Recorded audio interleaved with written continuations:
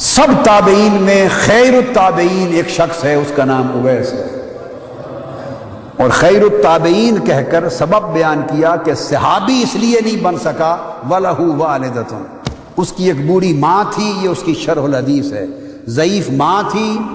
اس کے سوا کوئی خدمت کرنے والا نہ تھا، ماں کی خدمت نے اسے روکے رکھا کہ میری زیارت کر کے شرف صحابیت پا لے۔ وَكَانَ بِهِ بَيَاضٌ، پھر آگے ہاتھ کے اوپر ایک نشان ہے، فَمُرُوهُ فَلْيَسْتَغْفِرْ لَكُمْ، سیدنا فاروق اعظم رضی اللہ تعالیٰ عنہ کو فرماتے ہیں قال انی سمعت رسول اللہ صلی اللہ علیہ وسلم یقول، کہ میں نے اپنے کانوں سے سنا آقا علیہ السلام یہ فرما رہے تھے،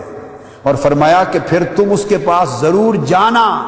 اور جا کر اسے کہنا کہ تمہارے لیے اللہ کے حضور بخشش و مغفرت کی دعا کرے۔ ایک اس حدیث ماں کی خدمت کی فضیلت معلوم ہوئی، درجہ معلوم ہوا، دوسرا توسل معلوم ہوا، عقیدے کا نقطہ کیا معلوم ہوا کہ اس کے پاس جا کر اس سے دعا کروانا، یہ توسل ہوا، اور تیسری بات ثابت ہوئی اولیاء صالحین اور اہل خیر کی زیارت کے لیے جانا حکم رسول ہے اور سنت خلفائے راشدین ہے۔ بعض ذہنوں میں اگر یہ خیال آتا ہے تو وہ اصلاح کریں اپنے عقیدے کے، وہ یہ خیال کہ اللہ ہر جگہ سنتا ہے۔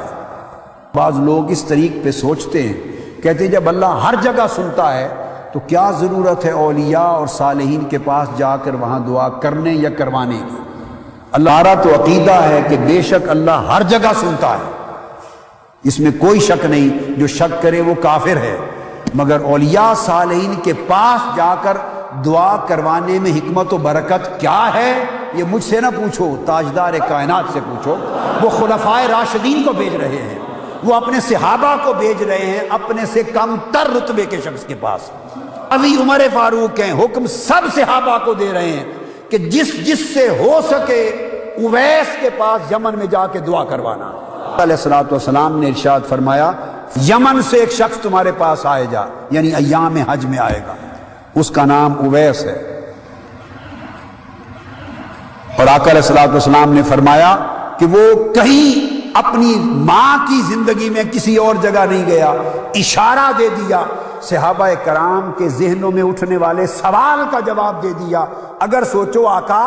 آپ اس کو جانتے ہیں، وہ آج بھی زندہ ہے